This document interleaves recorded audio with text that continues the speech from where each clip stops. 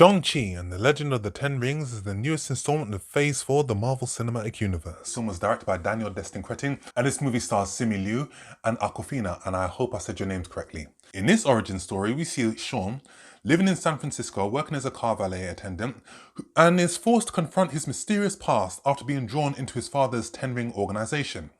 Before we go any further, guys, I want you to hit that subscribe button so you can follow this channel, hit the alarm bell as well so you can get notifications for when my video is going to be uploaded, and give this video a like as well to help the channel grow. Shang-Chi and the Legend of the Ten Rings is a groundbreaking film. And immediately when I saw this movie, I saw comparisons between that and Black Panther.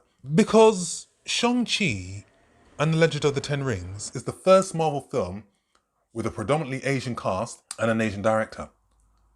Black Panther was the same, predominantly black cast and a black director, and both films bring the richness of the culture to the big screen. Shang-Chi has a very rich tribute to its Asian culture. It is filmed beautifully with some very good close-ups. It has great character development and some very well written characters. And I have to say, after seeing this movie, I think it's hands down one of the best Marvel films that has been made, and one of the best origin tales that I've seen from Marvel, and it is far superior to the disappointing Black Widow. This film has some brilliant choreography, great writing, great performances, and some beautiful cinematography that just takes the film to a whole nother level. This film is a visually stunning piece, and watching this movie, it did not feel like a Marvel film. The movie felt more like a live-action Disney movie or a film that is in the same vein as Crouching Tiger, Hidden Dragon. There is a whole lot to like in this movie. Whilst I said it doesn't feel like a Marvel film, there are nods to other Marvel films as well. There were some things that were in this film that just came out of left field, and I was just surprised by. Performance-wise, Simu Liu and Awkwafina held this movie. It is very difficult, and like I've seen before in such films as 1917 or Collateral, where you've got two characters that are the main focus in this movie.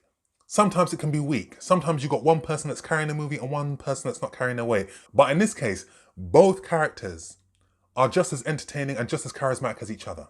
Simu Liu, he was brilliant and very charismatic both as an action star and as an actor. And what I love most, just like Black Panther, is that they've got relatable themes and relatable characters.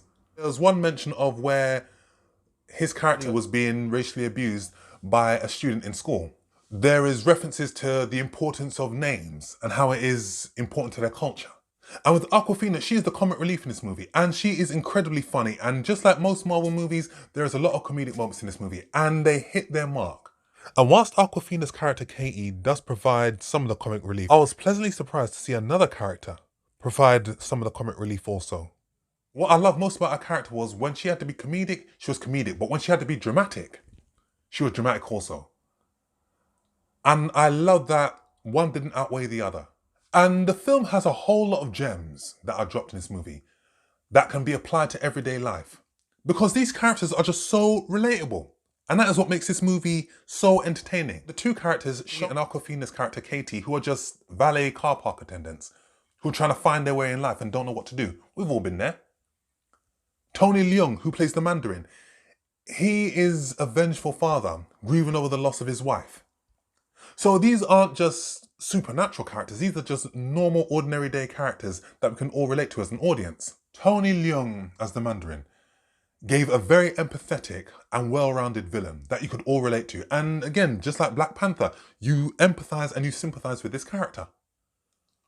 He's not really a villain per se, he's just confused, but you can understand his rationale for why he wants to do what he wants to do. Tony Leung's performance as the Mandarin, it is not only engrossing, but it is very captivating also. And whilst I mentioned that this film reminds me a lot of Crouching Tiger, Hidden Dragon, another character from that movie, Michelle Yeoh, also makes an appearance.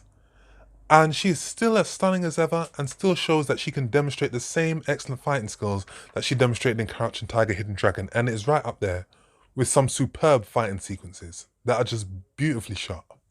Marvel took a risk because not only is this film steeped in Asian culture, but there is a whole lot of martial arts in the opening sequence of this film that is just so spectacular and has taken fight choreography to another level. There is some brilliantly orchestrated close combat fighting sequences. There is an incredible fighting sequence aboard a moving bus. There is also a spectacular fight sequence on a bamboo scaffolding in Macau.